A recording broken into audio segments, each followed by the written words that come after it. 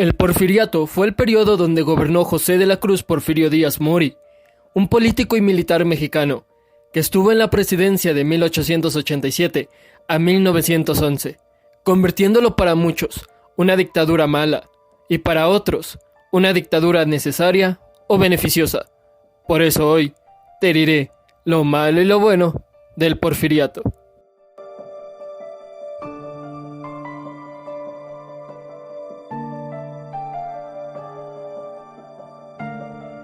Hemos visto que en el Porfiriato las condiciones de vida eran muy buenas, y claro que lo eran, si es que pertenecías al pequeño grupo de individuos, dueños de tierras, o que eran familiares de políticos adinerados por el trabajo de sus trabajadores mal pagados.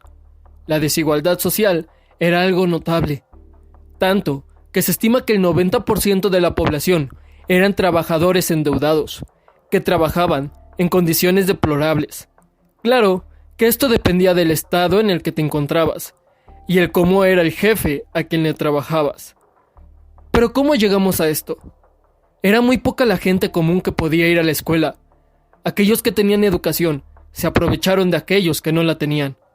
Un ejemplo eran las tiendas de raya, donde los endeudaban a propósito para así sujetarlos a horarios y trabajos bastante esclavistas. Incluso hubo una ley llamada Terrenos Baldíos, que se promulgó en 1883, donde se impulsó la colonización de tierras a inmigrantes extranjeros y habitantes de la República. Lo que salió mal fue que se les despojó a los campesinos de sus propias tierras y obligarlos a trabajar en sus tierras por un salario injusto, y todo por el aprovechamiento de aquellos que, no bastándoles lo que tenían, querían más, a expensas de otros.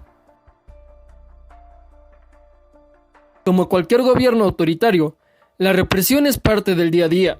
Callar a las personas que no piensan como tú es la manera más fácil de seguir teniendo una buena imagen, y claramente en el gobierno de Porfirio Díaz no era la excepción. La persecución de caricaturistas y de la prensa fue bastante alarmante para la sociedad. Diarios como El Demócrata o La Oposición fueron investigados y observados por cualquier escrito que no estuviera a favor del gobierno de Porfirio Díaz. Callar a quienes no piensan como tú, algo que parece ser que aún no hemos aprendido.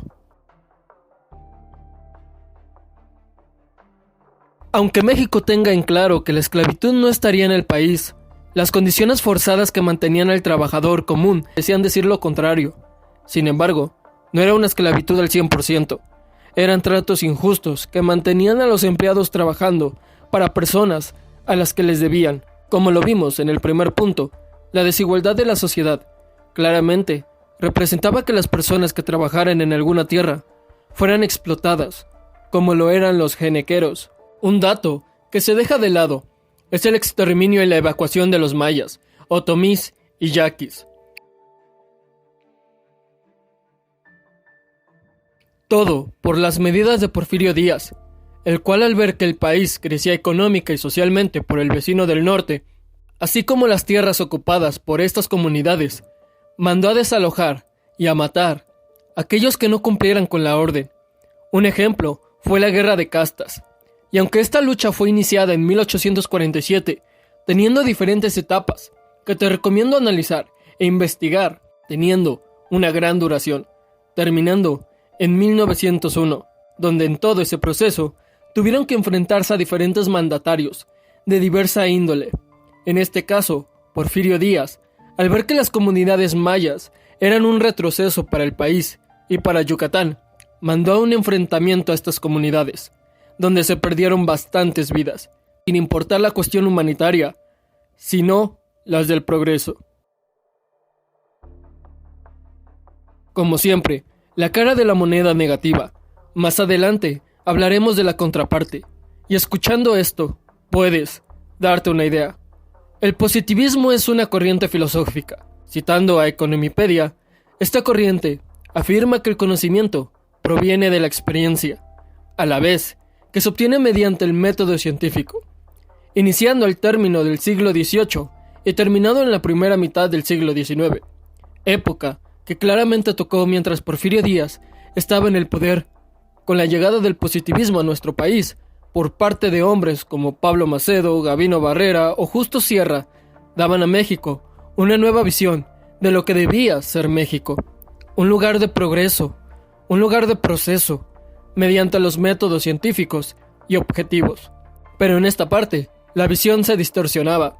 Como siempre, esta idea, claro, que fue adquirida, si es que le convenía a cierta persona para seguir teniendo ciertos pensamientos y comodidades que tenían algunos y cuantos, puesto que esta filosofía se aplicaba más en crear una imagen buena del gobierno, cuando éste era autoritario y lleno de aprovechados que querían a un pueblo bajo un régimen que los hiciera solo trabajadores. Pero no todo estaba perdido, y ahora viene lo bueno.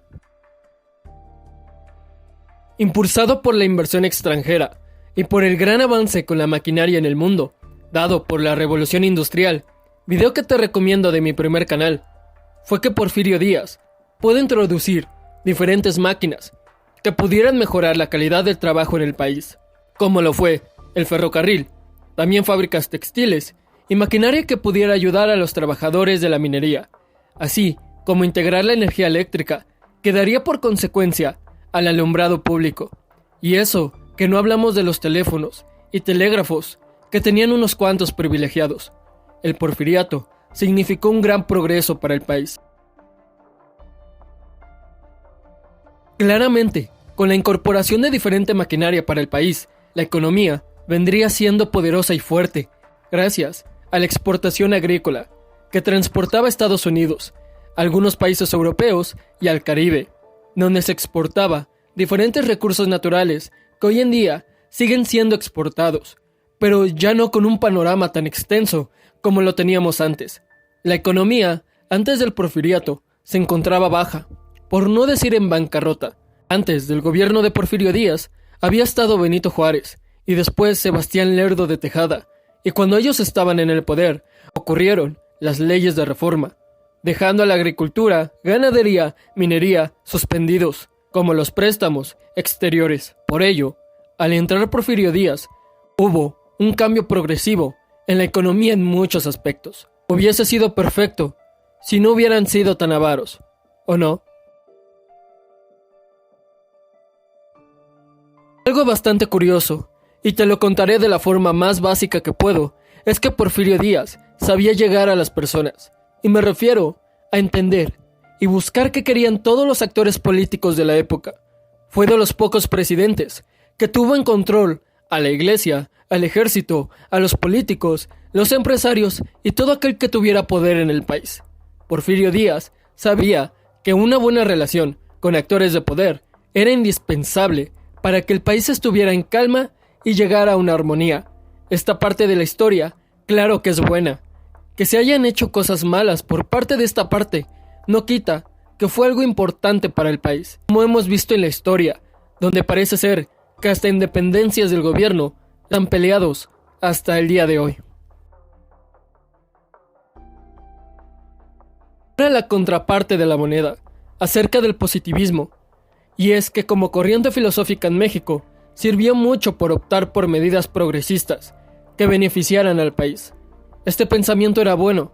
La cuestión era que para muchos era solo una pinta para ocultar la esclavitud. En ningún momento el positivismo hablaba de realizar cosas buenas para unos cuantos a expensas de otros, por lo que este pensamiento claro que fue positivo para progresar, pero no al costo de la desigualdad, la cual no es parte del positivismo. El apoyo de las artes era y es algo muy importante. Fue en el Porfiriato cuando se construyó el Palacio de Bellas Artes en México, a cargo del arquitecto italiano llamado Adamo Boari.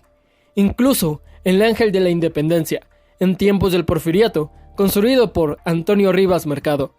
Incluso la entrada al cine, la pintura por parte de artistas que quizá hoy no conocemos, pero viendo las pinturas identificamos algo importante. En ese momento del Porfiriato se tenía una gran influencia por parte de Francia. Por consecuente, México se volvió un lugar de arte propio como ningún otro. Como pudimos observar, el Porfiriato no fue una etapa mala ni buena. Hubiera sido perfecta si no fuese por la codicia y la desigualdad de las personas, que al tener un poco de poder sobre otras personas, les nubla la vista y pierden la humanidad en el prejuicio que ellos mismos se creen. Pero solamente esa es mi opinión, y tu opinión importa mucho. ¿Crees que el porfiriato fue malo o bueno? Te leo en los comentarios.